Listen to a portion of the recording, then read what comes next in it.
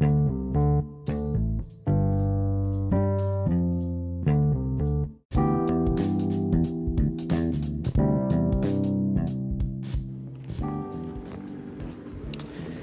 this is Juan, and you're listening to the FWACATA podcast. Oh, man, what a week. I mean, I think I start every podcast with, what a week. But, yeah, what a week. Just one thing or another, folks. As always, I'm here at the Goblin's Heist, working my ass off. It's late one night. I'm going to pause for a moment and do the podcast, because I don't want it to be fucking late or absent again. Because if I do that, I have to do a bonus episode, because that's what I decided to do to make it up for you guys. Hopefully the hurricane podcast, my hurricane prep podcast, made some kind of sense, because it comes from a bunch of different thoughts, plus a straight drawing thought thing. And the last one did something for you, you know? This podcast, I'm going to try to... I don't think I'm waxing poetic, but I'm talking about the art of giving up. There's an art to it. There's something to do or to be in that idea of giving up. It's a weird conundrum. So you say fuck it and walk away. So I'm going to get into that. I'm also going to review Werewolf by Night. Amazing fucking awesome time thing with on Disney Plus. Great shit. And also, if you ever get a chance, Tokyo Vice on HBO. I'm going to do a little review on that. Only halfway through the episodes, so it's not a full thing. But I will talk about that too today on this podcast. And at the end, I'll tell you some stuff that's going on and everything else. You know, it'll be a nice little neat package. Ain't that nice? So let's do this. Let's get on with the show.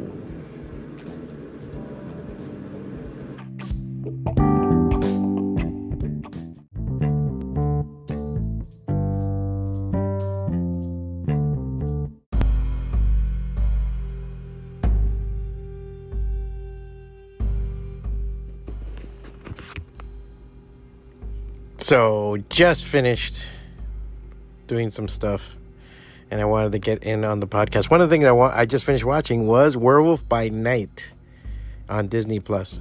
Was that not awesome? I wanted to do a small review about this. That was a really awesome fucking show. That was really cool. I thought it was something that was... it was poignant. I mean, it was just... okay, it's not Shakespeare, but damn, man. It worked. It was really good. It was really cool. Definitely got that, MGM Universal Monsters feel.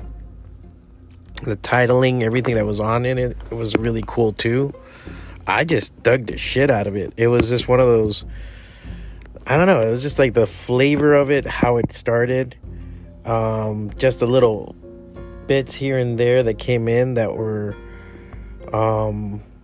added, like sprinkled throughout. I mean, first and foremost, so you guys know, this is going to be spoilers, so if you haven't seen it, and if you haven't, whatever, what am I going to do? It's a week later, bro. If you haven't seen it by now, you're not really, going to give a shit. Maybe this will make you watch it. But, first off and foremost, the Man-Thing. The Man-Thing was on there. How badass was that? That was so cool to see the Man-Thing come out. I was so amazed and happy with that. You don't believe... I was gleeful. I had a big smile on my face, kind of teary-eyed. Because I was such a fan of that character and its origins and everything. I was first exposed to Man-Thing. That sounds horrible, right? I was first exposed to the Man-Thing when I was a child. Jesus, that sentence keeps getting worse. But the first time I read Man-Thing was in Marvel Comics Presents. And I remember just saying, man, this is such a weird fucking book. At first, I'll tell you the truth, I didn't like it. I thought, man, this is too weird. This is fucked up. Things that no fear burn at the hand of the Man-Thing and all this other shit. Burn at the touch of the Man-Thing. And I was like, oh, man. And then ever since then, it kind of haunted me. It was always there. So I was just like, oh, cool. And if you're, seen the Swamp Thing movie and you ever seen, like, even the Toxic Avenger, there seems to be parallels there. But the Man-Thing stands out. One thing I found out, did not know this, but the Man-Thing actually came before Swamp Thing. It was published 2 months beforehand. So it's a good possibility DC copied that there. Which, I mean, if you go into comic book history, all DC and Marvel ever did was copy each other. So don't worry about it. Look up Thanos and Darkseid, Doom Patrol and X-Men. The list goes on and on. So it's awesome to see it there. I like the handling of it. I like that it was also, it seemed to be a practical effects monster. They probably animated in some parts, but it was like seemed to be, so that was really cool too. I was just super happy with it. It makes me want to actually go back and see, maybe if I ever get a chance, the Paramount version of Man-Thing. They totally made a 2004 movie. Probably sucks ass, but still, I wanted this. It would be kind of cool to see it. Yeah, man, it was just a really excellent thing. This guy Diego Luna was awesome as Jack. They didn't call him Jack Russell, which I'm like glad, because that's a stupid fucking name for a guy who turns into a werewolf. But I'm glad they kind of got into that. And Elsa Bloodstone, man, #1 monster hunter, man, she was in there too. I became a fan of hers after the Warren Ellis run, where she was in a group. I remember there was a couple of different people in it. She was in it, and I really dug her in that. Damn, I'm trying to remember it was a Warren Ellis. If you know it, send an email to FWACATA@gmail.com. If you're correct, I'll send you a free sketch. But yeah, she was in there too. Overall, like, I don't want to talk about the story, but I liked how they set it up. There's a lot of Easter eggs. There's a lot of little things with the monsters and the book and the drawings and everything that was going on in there. There's been more Easter eggs since then, since I've watched a couple of Easter egg movies. There was a part there where there were some stones from Indiana Jones in the background from I think it was the Last Crusade, or one of that Last Crusade. Was it the Last Crusade? Yeah. So there was a lot of little impetus there, the little fuck arounds and everything else. I wish they kind of did it more with the hunters, or like the hunters were more fleshed out. It would have been kind of cool to, I don't know, find something about them. You know, like maybe one is more like a mythos hunter, another guy's, you know, obviously a Blade would have shown up, or a mention of Blade. That would have been cool too. But overall, everything about it was awesome. It was cool to see the main evil lady. I don't know her name. She was BB on Frasier. And if you guys have been listening to the podcast or reading my blog, you know I've gone down a Frasier rabbit hole. And it was funny to see her there, and her really expertly, and I say this in a big compliment, overacting. I don't know if it's overacting, but just the way she like does a line like she does. It's just really great. She's awesome. I love it. Like, I really, it's a compliment. I think it's not overacting. It's just something dramatic, just cool. I really like it when she plays anything. It's just, I'm becoming a fan. Yeah, and I'm horrible with names. The lady that played Elsa, she was awesome. I think she was in The Nevers on HBO. Great show. Unfortunately canceled after one season. That was an excellent show. It's worth watching the first season. Watch the first season. It would be really cool. It's a really excellent show. She's awesome. I love her as Elsa Bloodstone. Perfect casting. Again, Diego Luna, Man-Thing, everybody that was involved, excellent shit. I thought it was really good. It had its crazy parts and everything else, but overall, I fucking love it. More. I want more. Please give me more. More monster hunting, more monsters, more stuff like that. I love that kind of stuff. It even had, to a certain degree, like a Hellboy sort of Del Toro vibe to it, if that makes sense.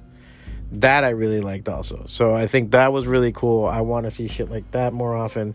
Yeah, so excellent stuff. AAA, 5 stars, more Marvel. Just when I was complaining a couple of weeks ago that Marvel was put their foot down on the silliness factor a little bit too much, this really brought it back. And with the new She-Hulk and everything coming out, that's going to be interesting too. This is awesome. With She-Hulk also is like, you know, has been spot on so far, batting 1,000. Way to go, Marvel. Do you hear that, Star Wars? Batting 1,000. You better start getting fucking good. Andor is just starting to clean my mouth of the bad taste you left. All right?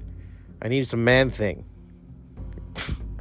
All right? I need Man-Thing. I need Man-Thing all the time. You know? So I'm going to go pick up my giant-sized Man-Thing and take a flip through it for a while. And just look at my giant-sized Man-Thing. You guys should look at a giant-sized Man-Thing. You want to see my giant-sized Man-Thing? Go ahead. Try.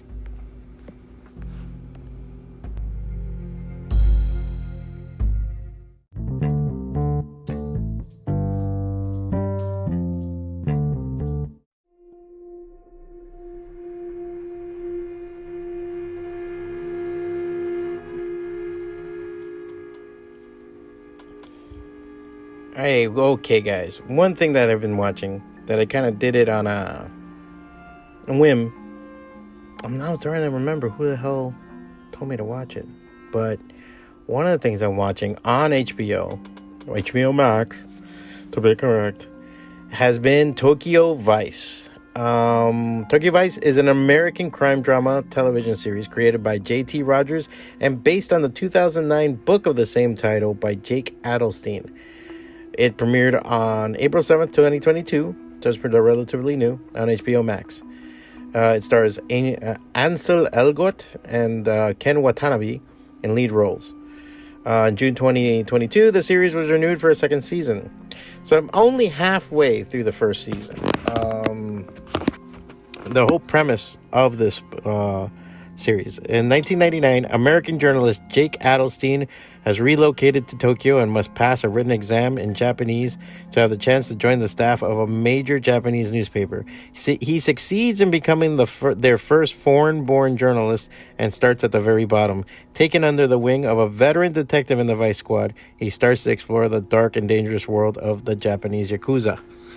Now, that seems like a kind of straightforward, and you kind of think you know where this series is going.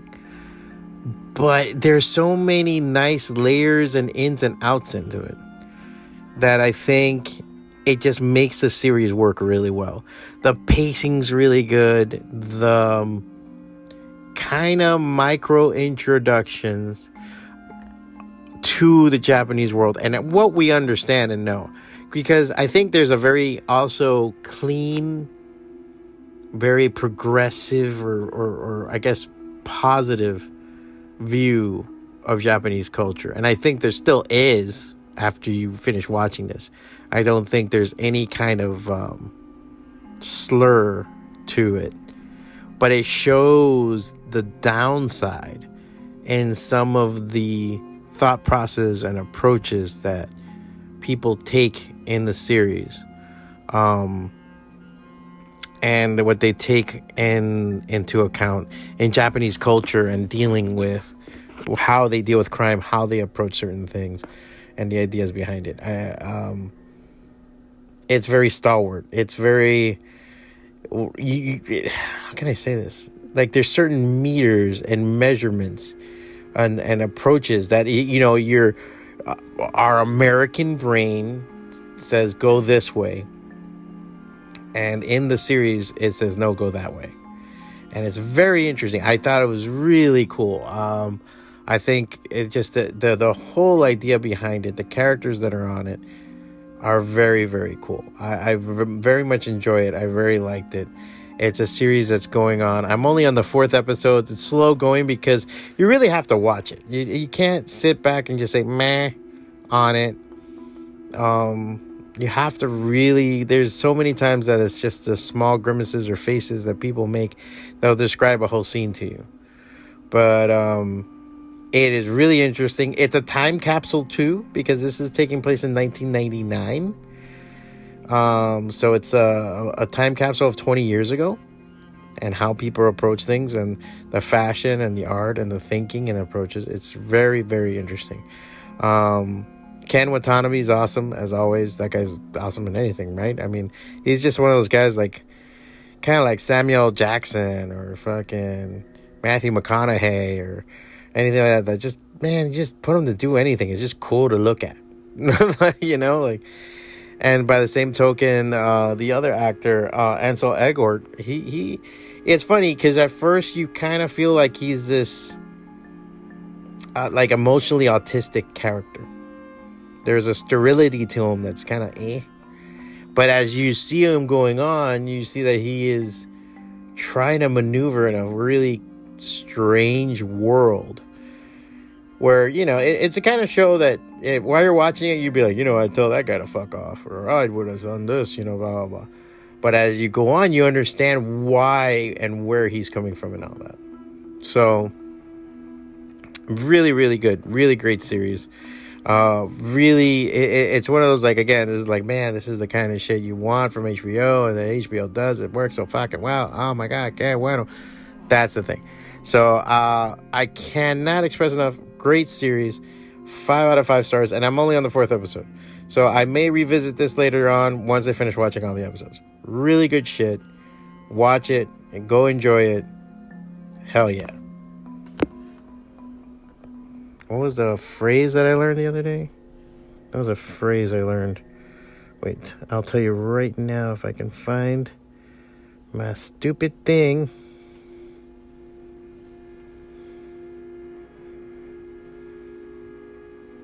I'm telling you, I'm gonna tell you the phrase that's really cool that somebody taught me the other day. Sorry, I'm looking for the exact text message or / email. Ah, there it is. Kono kusetare. Which means eat shit. See? You learned something on this podcast too.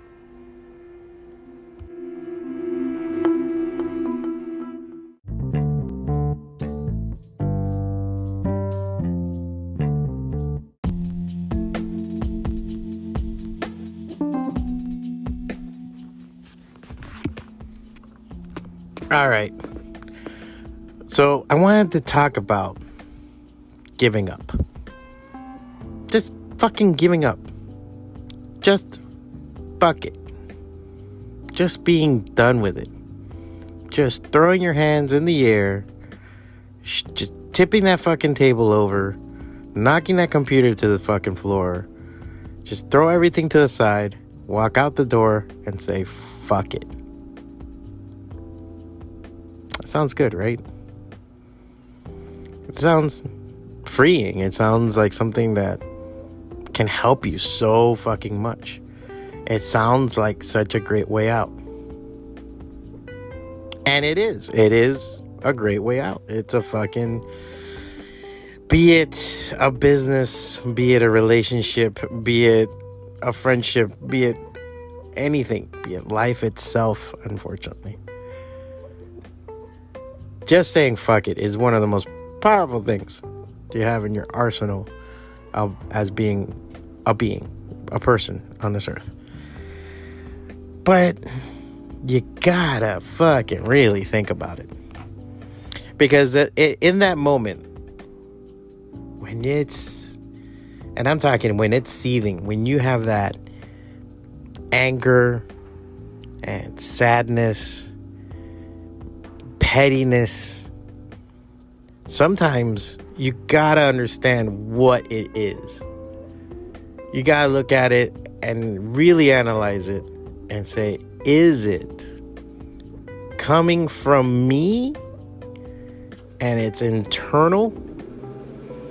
Is it the outside things that affect me and fuck with me and take away from me? Or is it because the situation demands it? The situation is what it is. Let me see. Let me clarify. There's a lot of times that, like anything else, I try a lot. I will say that. I guess if that was something, I guess that could be another name for my biography or my system. I try a lot. I always throw myself into something. Hope for the best, do as much as I can, sink or swim, and then see what happens from there. And sometimes I've swam, sometimes I've flown, sometimes I've hit the bottom of the fucking pool. But I tried. And sometimes I've had people pull me out, and sometimes people had to tell me to get out. Sometimes against what I should have done, I listened, and people pulled me out before I learned. And it's an art. The art of giving up is very selective, and it all depends. There's times that you should give up for an hour. Sometimes you should give up for a day. Sometimes you should give up for a month, or you could give up forever. But give up means I'm done. I'm fucking done. I'm not doing this anymore. I'm done. I'm walking away. This could all burn down, and I don't give a fuck, and I'm going to walk away. And in my entrepreneurial experience, that happens a lot. Sometimes you try something and it doesn't work. But if you sit back, sometimes you gotta analyze it and say, okay, what is this coming from? Is it coming because of burnout? Is it coming because I'm doing too much and I'm eating shit and or I'm doing this wrong and I don't know and that's why I'm hitting my fucking head so much? Am I around the wrong fucking people? Am I doing everything and then doing nothing? Or is it the opposite? Everybody's doing something and I'm here like a lump and looking like a fucking dickhead. Is it ego? Is it because I'm not getting what I want out of this at the moment that I want it and I'm being a petty bitch? Did you ever think about that? I think there's something to be said that life owes you nothing. You are not owed anything other than the breath that you are taking. Everything else is a fight, is earned.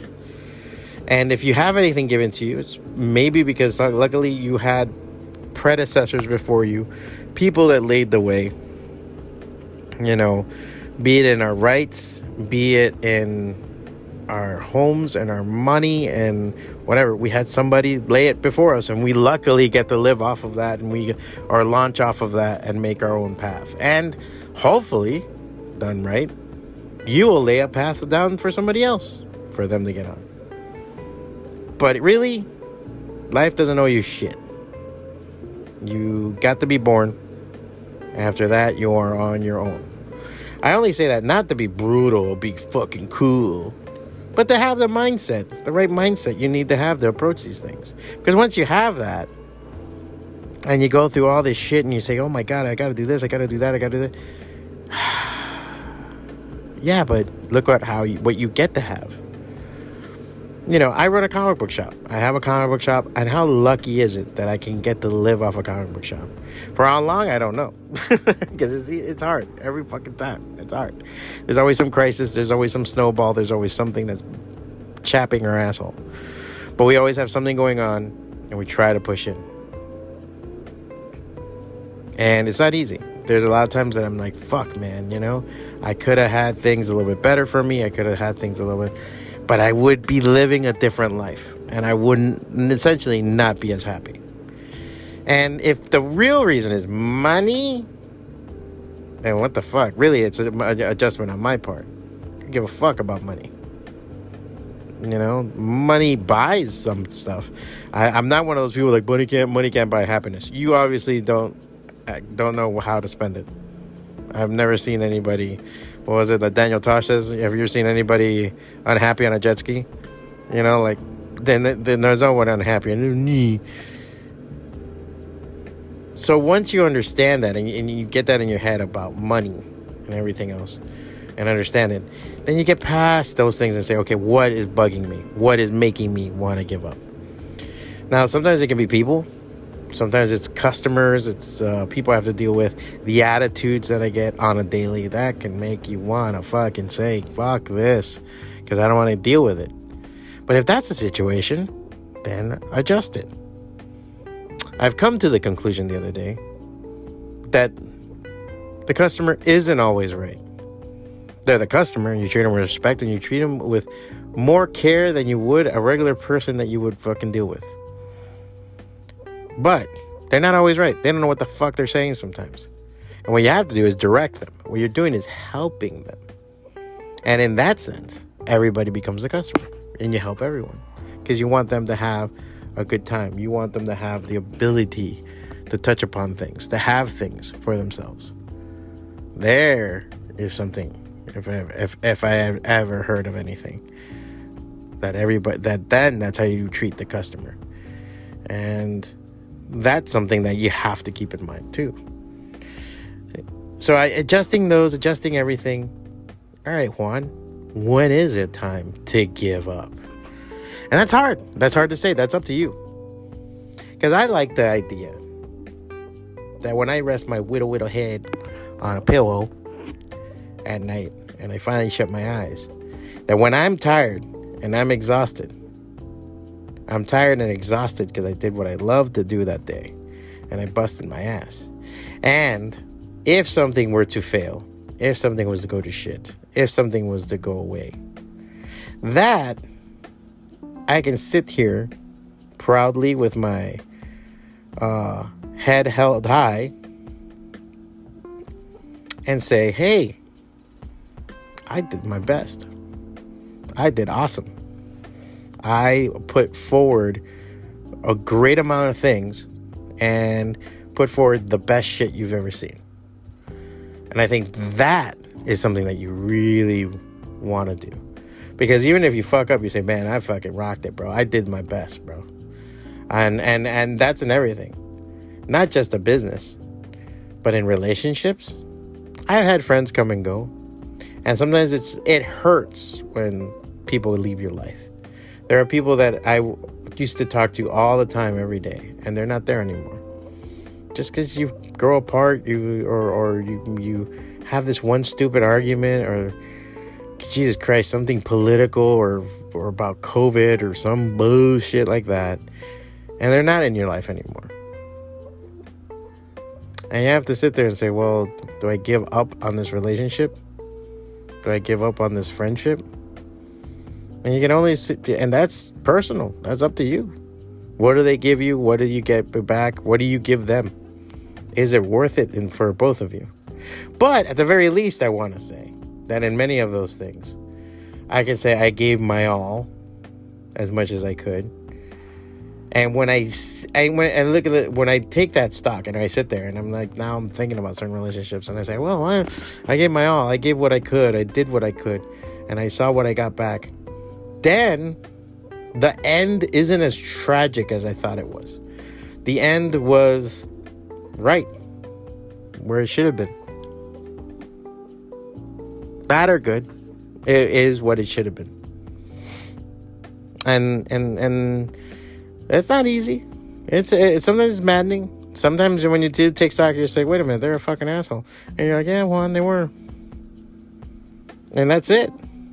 And you go on. And others, you have to just say, that's the circle of life. Maybe I'll see them again. And, down the road, you send a text. Or down the road, you have a phone call. You send them a message. You try to meet for something. And all you can do is try. But you did what you could do. And if they didn't meet you to that point, then that's where they're at. And that's it. No more, no less. So that's something to keep in mind. And but in other things, when you have a project, there's times that, like, the other day I had a drawing that I think I was just beating the living shit out of it. I think I was just sitting there and I'm making it work, and I'm making it because I had this certain idea that I wanted to do. But I should have known from the beginning. I did not have a clear idea. I just kind of was putting it together, and I go, oh, you know what? Maybe I'll do it like this, or maybe and then I'll do it this way, and then, but that doesn't work. And I went back and forth on it. And then I said, fuck it, I'll put ink to it. And I'm like, why the fuck were you? You were in the pencil stages and you didn't even have it clear. But I said, no, put ink. It'll work out. And it came out like shit. And it was one of those things where I wasn't bad because I knew, okay, I gave it 30, 45 minutes on there, trying to kind of make it work to figure it out and everything else. And in the end, it was a piece of shit. And I hadn't done a piece of shit page in a long time. It's a page that I keep going back to in my current sketchbook. I keep looking at it and I go, why the fuck does it? And I just... From the get-go, I should have turned the page and just started new. Or should have abandoned it. I should have at least given up the original sketch. There was too many things that weren't working at that moment. I needed to go back and thumbnail it and really get it clear. But I didn't. I didn't give up. And I saw how it hurt me in the long run. But I learned from that lesson, so it's not essentially bad. But sometimes you gotta learn when to bail. When to get the fuck out. I think in Stoicism, it's one of those things where they try to teach you, like, how you can personally use your own effect and use your own, that it's eternalized, that it's not the world that's really wrong when you feel that way about the world. It's you. You're the one who has that feeling. The other day, we were talking about somebody that used to come to the shop, and they had unfortunately passed away from COVID. But this person, my personal opinion, was a piece of shit. This is a person that, I'm not going to name names or anything, but he was pretty much a fucking drug dealing piece of shit that neglected his own family and his own health, was genuinely a fucking idiot and a loudmouth, and just everything I fucking hated. Like just in a ball in a person. But I always treated them okay, because who am I to fucking lash out on anybody? But I think a lot of people were kind of surprised, like, damn, man, I didn't know you felt about this guy like this. And I'm like, yeah, he's a piece of shit. Because he's there, you know, we had a couple of times where he was, like, crying about his wife leaving him and, you know, this and that, and taking their kid. And, you know, you're still a drug-dealing piece of shit that can't keep a fucking job. That has to lie about a million fucking things that have anything. And then when you do have two fucking pennies to rub together, you'll blow it on any bullshit. And so I just fucking hated on this guy so hard at the moment that I even raised my voice and everything. In which I apologized afterwards. I was like, I don't know why I had such a guttural reaction. And I sat there for a while thinking, why did I have such a reaction to this guy? Why was I being such a dick? And I realized that, like they say, sometimes when you hate somebody or something, it's because it's something, you see something of yourself in them. And I think in a lot of ways, I see a lot how he had a lot of things in his life that I could have easily, given 6 or 7 major mistakes in my life, been at his point too. But I think my biggest thing is that his unwillingness to change and his really, really fucking weird sense of like he was owed something that bugged the shit out of me, that got me on. And on top of that, he was a shitty drug dealer. Like, to me, I was like, dude, you fucking suck at dealing drugs. I mean, not that I know anything that much about it, but after a while, I'd be like, dude, wouldn't it be the idea is you'd get the easy money out so you can get some legal easy money later? I don't know. That's I don't know. It goes to show in the drug trade that there's not that many fucking, or maybe there is, you know, real estate fucking moguls that come out of that, because Jesus Christ, that's what I would do. And so just seeing him and the way he was and everything else, I was like, fuck this guy, fuck this, I'm out, you know? And now when we're talking about him and they were like, oh, you know, I miss him, he was a good guy. And I'm like, what are you fucking talking about? The guy's a piece of shit. That was just my fucking, I don't know. I saw something in it. But I think the biggest thing is that, coming back to the giving up fucking part of it, that you go and say, you know, there's some people out there that you gotta kind of give up on. And that's hard, man. That's a horrible thing to say. But it ain't nothing more that you can do. You know, like they tell you sometimes that you go to save a drowning person, it's really dangerous because they can drown you in the process. They'll pull you down with them. It's the same kind of thing. And you got to recognize when that's happening. Doesn't mean that, oh, you got problems, fuck you, I'm out, and you're not a friend. Then just say you're not a friend to that person. But sometimes it's something you have to recognize and say, okay, this needs to be treated in some way. So, in giving up, you gotta know when. Like everything else in life, it's all timing. And know if it's biting you in the ass, if it's something or somebody that's just not giving what you want, what you should have or should really want. I think there's a lot of things where people want overnight success. That won't stand to any ridicule. I was watching this great documentary on Love and Rockets, and one of the things that touched me was I think it was Gilbert Hernandez who was saying it, and he says, you know, we were making comics because, like, what the fuck else are we gonna do? And his whole thing is like, we're not gonna give up. It wasn't like any idea of like, oh, we're gonna stop doing this. No, we're just gonna keep drawing comics. Because that's just the nature. That's part of your being. And I'm like, yeah, man. That's how I feel. Because there's never been a plan in my head where I say I'm going to stop making comics. There's been times that I stopped making comics because I'm working or doing something or I was focusing on something else. But I always came back to it. And my mind was always there. I still have the sketches. I still have the drawings. I still have everything else. So there, I never thought of giving up. Things may mutate, may change, but it's not giving up. And this is why I guess I was going into this whole fucking diatribe. Because essentially what I'm saying is, there is no giving up. There's just a change. It's me going into the next thing. Maybe you're playing guitar and you're learning to play and you're horrible at it and you suck and it's and everything else. And so you just stop playing guitar. You don't give up. You just stop playing guitar at that time. Doesn't mean you're not making music in your head. Doesn't mean you're not going to go play piano. Or you start fucking with electronic music. Or you start doing something else. It's going to be there in some way. I think it just changes and everything else. And that's where you have to go when you think about giving up and you're thinking about life. You're not giving up a life. Life changes. That's the beauty of things. Nothing stays the same. Even death. You just change.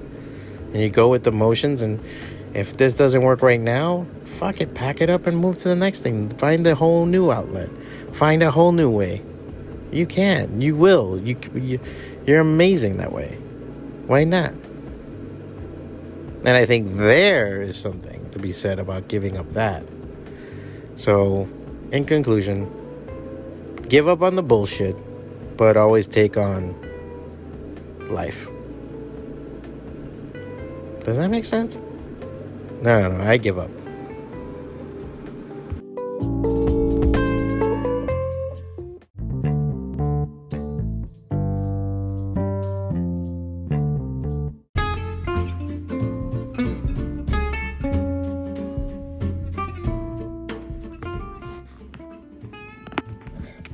All right, so that's the show, guys. Yeah, I think I touched a lot of good bases there. I think I made a nice man thing joke.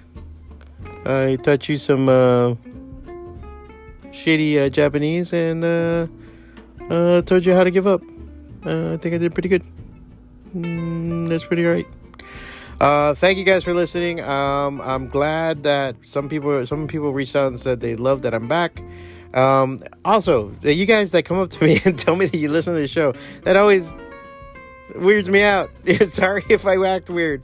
I do this and I'm like, I don't expect to meet the people that listen to it. And so I always find that really cool and amazing every time I do find somebody that's like, hey, I like the podcast. I'm like, huh? I can just look at them like, what? Why do you say that? What, I feel like somehow they they watched me in the shower or something. I don't know. It's weird. But thank you guys for listening. It's very cool. We got a lot of stuff going on as always. Got the Goblin Market going on this Saturday at the Goblin's Heist for October 15th and 21st, I think. 21st or 22nd. And we also have, what else do we have going on right now? So this week I'm not going to have a comic review. Well, I won't be on the comic review show. Hopefully these guys will be on the tomorrow night with Little John. We'll be trying to do the show, and hopefully they'll do it. Because I will be at Black Adam. And I may do a bonus episode this week when I do a review of Black Adam. Just so you guys kind of hear my thoughts on it. I got preview tickets. VIP preview tickets to Black Adam. So let me go see if DC Warner Brothers can do something that doesn't suck. I mean, it has The Rock. Come on, it has The Rock and James Bond in it. Come on, it can't blow total dog, can it? I don't know. Now that I'm saying that, it's almost like a dare at HBO, right? It's like you can't suck totally bad. It's like, haha, you don't know. So I'll be doing that, and then and then Tuesdays, as always, I will be doing the new comic book claim sales for Goblin's Heist. As always, you can go to goblinsheist.com and we'll know more. On the FWACATA front, I am trying to put together an Indiegogo for the first issue so that it can go out and we can make a nice big fat print run. That would be super awesome if we can do that. I would be very much happy, joy if I can do that. And probably put together the issue 2 also Indiegogo. So I hopefully will put that together to run in November, but that's fingers crossed. And if you want, you can always go online. You can go to Amazon and look up FWACATA. You can find the digital copy of it, and or go to Drive-Thru Comics and download my comic through there. If you go to FWACATA.com, you'll have links for all of that. I also have the print copy still for sale, $10 or $20 with a sketch. If you want to support the podcast, that's the best way you can support is buy the comic book or go on TeePublic, buy one of my t-shirts. Or if you really want to support and you get some more bonus material and everything else, go on Patreon just for $1 a month. If every one of you listeners did this, I could be doing more podcasts. It would be awesome. For $1 a month, you can support the podcast through Patreon, or for $5 a month, go to the Substack. You will support the comics I make and the Patreon that I make, and you will get, even more stuff than usual, because I put a lot of exclusive content on Substack. And other than that, and if you join at the $75 level, you get a actual copy of FWACATA with the full on, and you will get the Manslaughter comic when it first comes out. That's one of the things I'm producing right now and putting together. And other than that, I got a lot of stuff going on. I'm going to be putting that together. If you're paying attention to my Instagram, I got Inktober happening and Kayfabetober, which I'm doing at the same time. So I put Inktober on in the morning and then Kayfabetober in the afternoon. And so by the time you listen to this, it'll probably be on the 8th or 9th day. So that's going to be really interesting also. No, like the 12th for the day or something like that. Something crazy. And so lots of stuff going on, guys. Hope you guys are enjoying everything. I will be back next week. Until then, be good.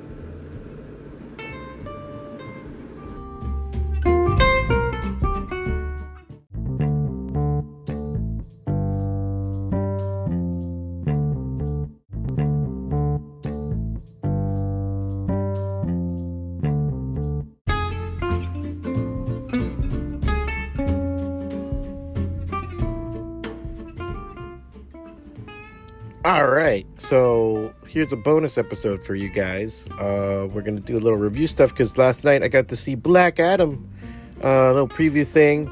I had to sit there for a long time. My asshole hurt, but it was fun. It was awesome. It was great to see a lot of people out there, like a lot of South Florida people out at Sunset Place to watch it. And we're going to get into a little review of that, and we're going to talk about the She-Hulk finale. Because everything happened at once, and what the hell not? Because this is a bonus episode. So let's do that.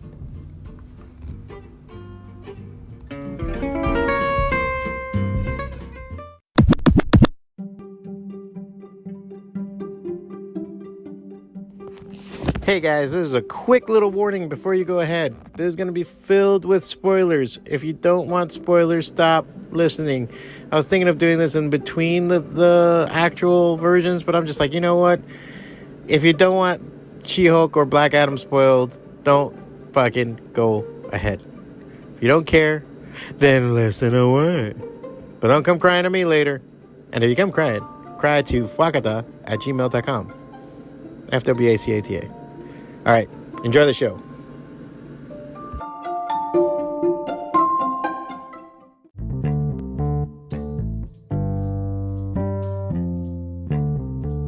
I never said I was a hero.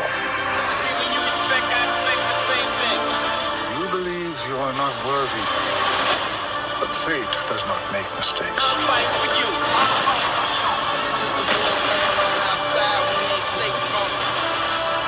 You have two paths. You can be the destroyer of this world,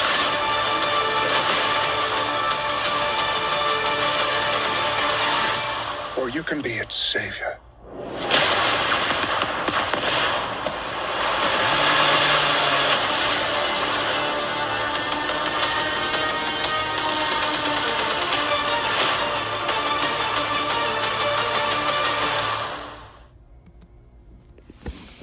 Went to see the Black Adam movie. Like to hear about it? Here we go. So we got to go to see the Black Adam movie last night. Thanks to 93.9, DC and Black Adam themselves and Warner Brothers Pictures. So thank you guys so much. So the Goblins Heist got to have a little field trip, go out and see the movie, and well, first and foremost, I liked it. It was really cool.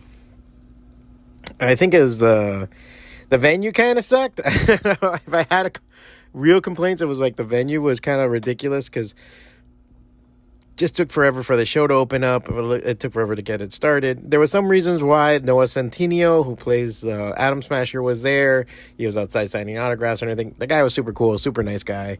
That kid looks like, he's star material. Local, he's supposedly out of Boca Raton and everything else. And so I was like, oh, okay, cool. I get it. But man, dude, those seats suck. I felt like I was on an airplane afterwards. So that's how bad it was. If you've been on an airplane for 2 hours, your ass starts hurting. So that was the same thing. We got there like at 6:30. The movie didn't start till like 8:40. So, that's how long it was. And that was a little annoying. Other than that, it was a great time. It was fun as hell. Everything was really cool. Now, for the movie, very good. It was a very good movie, very fun. This is not Shakespeare. This is not going to be rewriting, movie history. This is not going to be something that you're going to be like, holy shit. It's very by the numbers. That's even when the twists and turns are kind of by the numbers. There was some but the action scenes were excellent. The Rock himself, excellent. He was just doing everything right. I felt like Black Adam kind of was almost, he was cold in the right way, in a seemingly right way, and was showing off. There was almost like a T2 vibe between him and the kid in the beginning, where the kid was kind of telling him stuff and he was responding in different ways and all this other stuff. The thing is that was the thing too. Like, Black Adam's not stupid, and I don't think The Rock played him stupid, but there were some parts there that I thought, he could have done it a little bit more on it. And I don't know, I was a little, like, I guess, because there's a wickedness to Black Adam that's really cool. That's like what you kind of want. And he was more brute force, kind of grunty, kind of silent, stoic, so I maybe that's the writing more than anything. The cast was good. Hawkman was really surprisingly really good. I liked Hawkman. I thought that was really cool. They didn't give you too much of the background on Hawkman. It wasn't like you didn't know if he was the Thanagarian cop. You didn't know if he's the resurrected Carter. You don't know exactly what he's playing in that. Which wasn't a bad or horrible thing, but it was kind of like, okay, what do we do going forward? Like, I didn't know what's going on. But he was, like, buffed. He was able to go a couple of rounds with Black Adam. Not win, but go a couple of rounds with Black Adam. Dr. Fate, Pierce Brosnan, dude, hell of a performance, really great. I was like, man, I want to see more. He was really cool. I really dug it. I thought it was really good writing on the character's part and everything else in the development of it. Now, then I go Cyclone and Atom Smasher. And the reason why I'm not going character by character is that I felt like both of them were sprinkled in for flavor and maybe for comic relief or some kind of connection. More Atom Smasher than Cyclone. I don't think they did enough with the Cyclone character.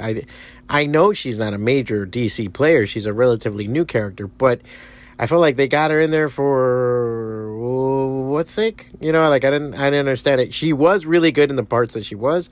She had a good intro when they talk about her as a young girl with 165 IQ and this and this and that. I go, oh crap! Here comes the scientist. Here comes the brain.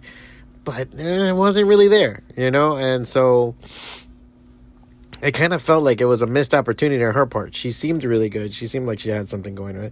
And Atom Smasher seemed to be more of a extra comic relief. I think his code name in Spanish would be Grande por Nada. That's seemingly what it is. They did mess with it a little bit. I'll get into that later, but he was there, and he was charming, and I think it was cool, but it's not what it was supposed to be. I think it could have been a little bit more. Like, I felt like it wasn't enough. I feel maybe like this film has a lot of stuff on the cutting room floor.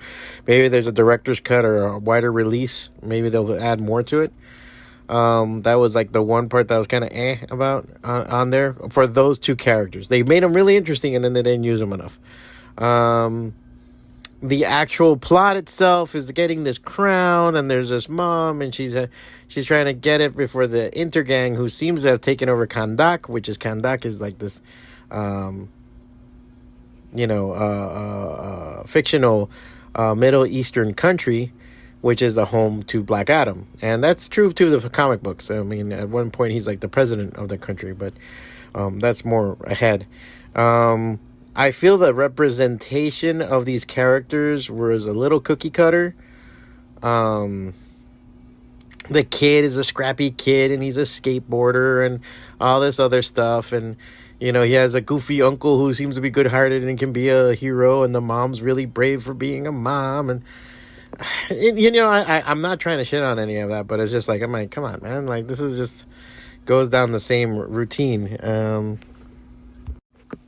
So where I kind of had, I guess you could say, a bit of a problem, and it was like the fleshing out of all the characters, or at least the country kind of got me pissed off, because, okay, I get it, it's Kandak. They seem to be speaking like an ancient Kandak. It was like Aramaic. I want to say it was a real language, and they were speaking like Aramaic or something like that. And it would have been cool to see a country that was speaking Aramaic, but I know this is just for the sense of like making the movie easier. But if the people in the country spoke Aramaic and were, in that kind of real sense, there was some parts there with like these demons and some other stuff that came out, like these little, and they had to do like this whole little inspirational scene where the kid's trying to rally the people to fight for their country. And I get it, but man, it was very underdelivered. I feel like that kid could have done more. I blame direction for this, not the kid, because he seemed to have been acting pretty good throughout the whole movie. It just was very underwhelming. Like, people were not engaging. It was just like, seemed like an extra scene out of nowhere, like they didn't need to have for no reason. It came out of nowhere. Or I guess not to make it just about the superheroes who were doing the fighting. Some of the back and forth also, again, if there were some parts that were very by the numbers. But I will say, overall, Black Adam, really great fucking series. I thought it was really good. The action scenes, the use of the physics involved in it. It's one of the things I'm always like. The physics of superhero stuff is something I can get into all day. Because if you're talking about somebody that within 30 feet can go to 100 miles an hour, at the same time have the same strength and pressure as a 20-ton press, dude, that guy's going to go right through you. Like, that guy, that's bus going full speed with like a lance in the front, that's just gonna demolish somebody. And to see somebody and how they would work with that, if your skin couldn't be pierced by a bullet, does it bounce off or does it get absorbed? Stuff like that. They kind of mess with that kind of stuff, and it was kind of cool to see everything on there. I think the backgrounds were kind of thrown in there, and you didn't get to see too much, which is fine, because sometimes I don't need an explanation. I like to guess and everything. But there's some things that I was like, okay, so the Justice Society is somehow working for Amanda Waller. What? That was a little bit of a weird thing to me. Again, like Hawkman, you don't know if he was a Thanagarian cop or he's the resurrected guy or what's going on. Dr. Fate, where he is in the whole magical realm. We're within the realm of magic in the DCU. Because Dr. Fate is like the Doctor Strange of that universe. I mean, he's the top guy, and especially for order and everything else. So he would not be a pushover. He would be fucking throwing down. So that's another thing I wanted to like kind of see more of. Atom Smasher, you saw that he was the nephew of the original Atom Smasher, which was played by the Fonz. So that was kind of cool to see him on there. I loved him on Barry. Cyclone just seemed to be introduced, put there. She did some cool stuff, really cool stuff. And then that's it. I wish I could have seen more of that. Those are the things that were like, I guess, kind of left around. I mean, you can always come to Goblin's Heist and read their comics and find out more. So there's a couple of different things like that I was kind of what's it called? So that's like kind of figure out and put together. Sorry, messages. And but yeah, and then in the end with the crown and everything that's happening with the plot about the crown and this and this and that, which was all right. I mean, you can see the McGovern that it is and what it's going to be used for and all that stuff. And there was a twist with it, and there was a whole thing with a lot of scenes that were really cool to see, but didn't really fucking do anything much for anybody. And then the other thing was, then the big bad that finally comes out, Sabak came out. It's just, I don't know. It was a lot of things that was just it wasn't bad. The fight was good. Sabak was kind of seemingly cool, but it just, man, like, first off, Sabak just seemed like straight up ripped out of fucking World of Warcraft. Like, everything about it was like, even the design, his powers, his abilities. I was just like, okay, somebody likes WoW.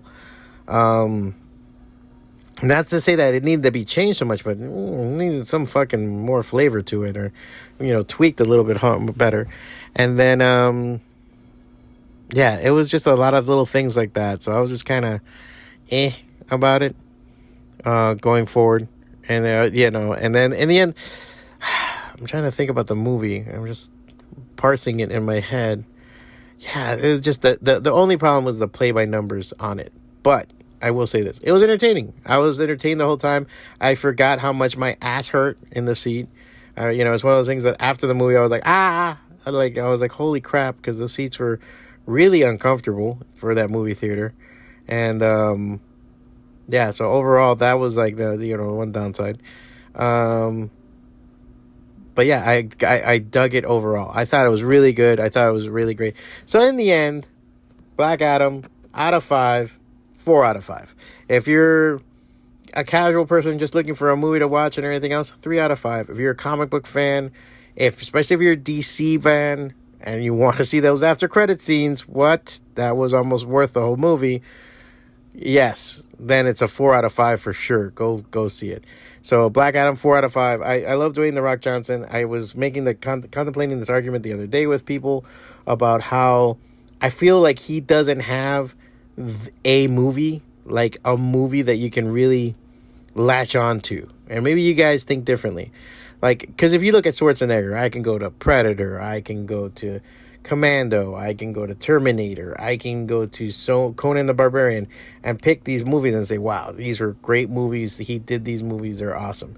Sylvester Stallone, Rambo, Rocky, right off the bat. Bruce Willis, Die Hard, Fifth Element, Van Damme, fucking Bloodsport. There's just so many that you could go and you can pin it on them. And maybe they make shit afterwards and they have their bad movies and their whatever. So with The Rock, he has his okay movies and his shit movies. I can't say that there's been one that I'm like really, like, I dug him in Jumanji. I dug him in, I wasn't a big Fast and Furious fan. I think it was 2 Wayaba. That was my biggest thing on it. I liked his Hercules. I liked, they were good, but they weren't great movies. So I feel like he just needs that one movie that really, like, say, damn, dude, put him on the top. Like, get him to do something really fun and awesome. But I feel like he suffers from Eddie Murphy disease, where he wants to make movies where his kids will be okay with. And because of that, it makes it that he can't do anything critical. That's kind of my take on it. But this is from the outside looking in. The guy's a fucking boss. The guy's awesome. But just, I want him to have that movie that we can all go, fuck yeah, that. He's had a lot of moments. The guy is charismatic as hell. He's cool as shit.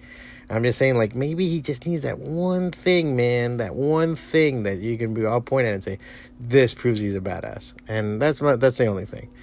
Man, is Black Adam that movie? I wouldn't say so yet. Maybe a second one he will be.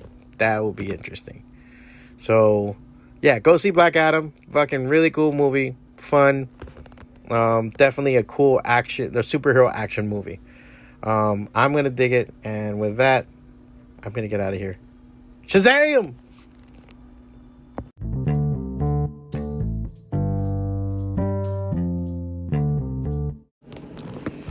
All right. So, as I did the Black Adam review, I got home kissed my girlfriend a lot, got in bed, and she was still awake, so she goes, hey. Well, I was like, hey, you want to watch the Last She-Hulk? And said, all right, let's watch the Last She-Hulk. Because I saw already, was spoiled for me a couple of fucking, thanks to Instagram, a couple of moments from She-Hulk. So I was like, all right, fuck it, let's watch it, let's put it on. So we put it on, and finally watched the finale. What the fuck? What the fuck? Like, I have enjoyed She-Hulk. I'm not going to lie. I'm not going to sit here and say I didn't like She-Hulk. I enjoyed She-Hulk. But every time they zagged when they should have zigged, and all these kind of moments that they had where they fucked around with it, I defended it. I was like, all right, they're trying to fucking rock the system, bro. But this last episode where they totally broke the fourth wall and did this kind of kooky wink, wink, nudge, nudge, say no more kind of shit to it, kind of shitted on everything, and it kind of shitted on the MCU and kind of didn't take it seriously anymore. And it goes back to the goofy ass dickhead fucking antics that I keep saying stay away from. And there's times that I'm the type of person that, you know what, if you gotta burn it all down for it to work, I'm fucking for it, man. Let's do this, fuck it. Especially for the art, as they say. But I gotta admit, I was like, what the fuck is going on here that they go this far into it?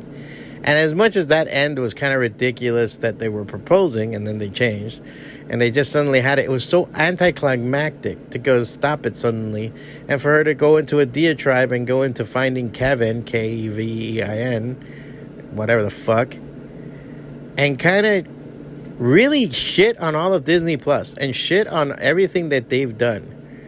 And I get it if you're kind of trying to be, I don't know, postmodernist, whatever the fuck, and take on something and make a criticism of it.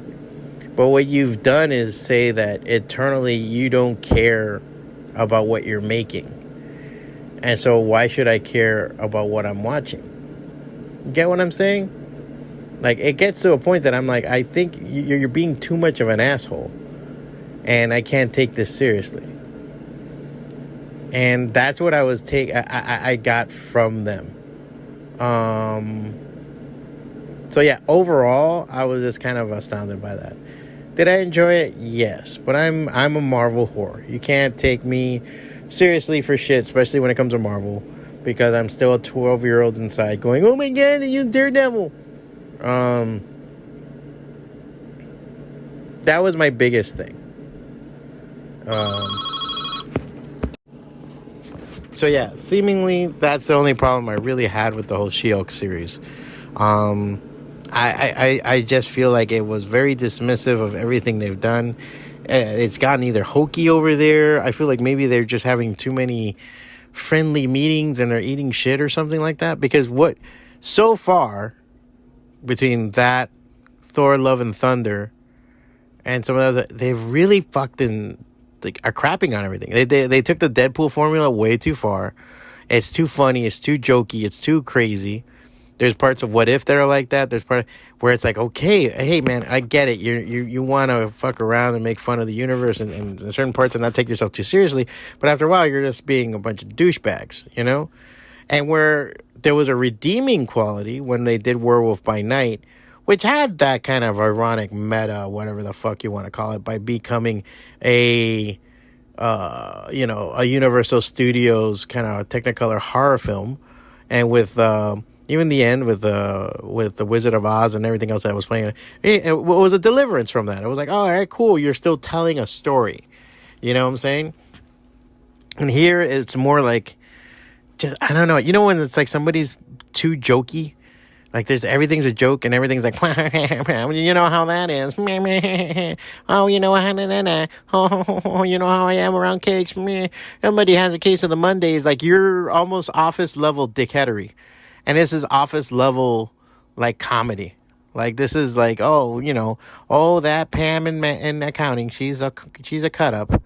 And it's just like, dude, you're not, maybe it's funny for your office and your water cooler, but it's not funny for the rest of us. It's not, we're not in on the joke, and it's not being received. And you're kind of just shitting on what we fucking love. So I would tell them to get, dude, chill the fuck out, Marvel. Like, you're getting too stupid and silly. And I don't know if you're trying to you're nervous because you don't have shit, so you have to make a joke. Like those people that make jokes a lot of times that they just don't have a personality, and that's why they have to make a joke. Or I don't know what it is, but chill the fuck out. But other than that, it was all right. I was kind of disappointed with the way it ended. Let's see what happens if there's ever a season 2. Please don't fuck up Daredevil. Please. And, and the other thing. Oh, the Hulk just comes back with Scar, his son. Fuck you, man. That's it? You're not going to do Planet Hulk? You're not going to do World War Hulk? You're not going to do those storylines that make that kid important and makes it like a big deal when it happens? Fuck you, man. Get out of here. Get your fucking shit and get out of here. Now you're really shitting on the Marvel universe. So, hopefully they're not going to go through with that. Hopefully that's just like them for shock. There's mention of a movie. There's a mention of some other stuff. Let's see what happens, man. That's just like, again, maybe not, let's not take She-Hulk too seriously. Take it as this meta fucking whatever fucking bullshit that there is until Deadpool arrives. And then we'll go from there. Till then, fuck it.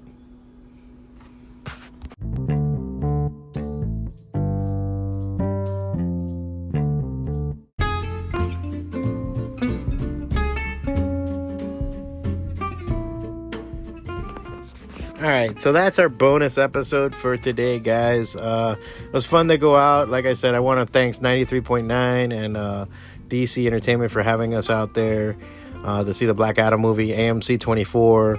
Man, that mall something needs to happen to that Sunset Place mall, man. I don't want it to go away. I wanted for it to do something, but shit, it's kind of run down. That theater's run down. Everything's run down. Fuck. But it was really fun. It was nice to go out there. Awesome to see everybody out there. Fellow local comic book nerds all in the house and everything else. Some of the whooping and the hollering. That's kind of the fun part of seeing a movie like this. To hear all that crap. So I dig that part. It's kind of like when it's like the Super Bowl. Like, I really don't give a fuck who's playing. Is there chicken wings and screaming? I'm down. And it was cool. Again, I like She-Hulk. I'm just, it could be so much better. That's the only thing I keep thinking. I'm like, when I see stuff like this, I'm like, damn, there's a missed opportunity to do something better than this. But they took the easy way out. So that's my big fucking problem with it. Thank you guys so much for tuning in. I will be out and about this weekend. There are a bunch of stuff going on. I will be back next Tuesday. I got next Tuesday with the new the comic book claim sale show. Thursday the podcast. And on Thursday night the comic review show, which I hopefully will be posting something tonight. Later on, if they did anything last night. I gotta check. Alright. So I hope you guys enjoyed. See you next week.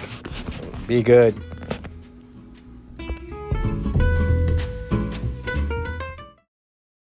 1, 2. That's it. That's it. That's it. With your arms now. That's it. That's it. Move.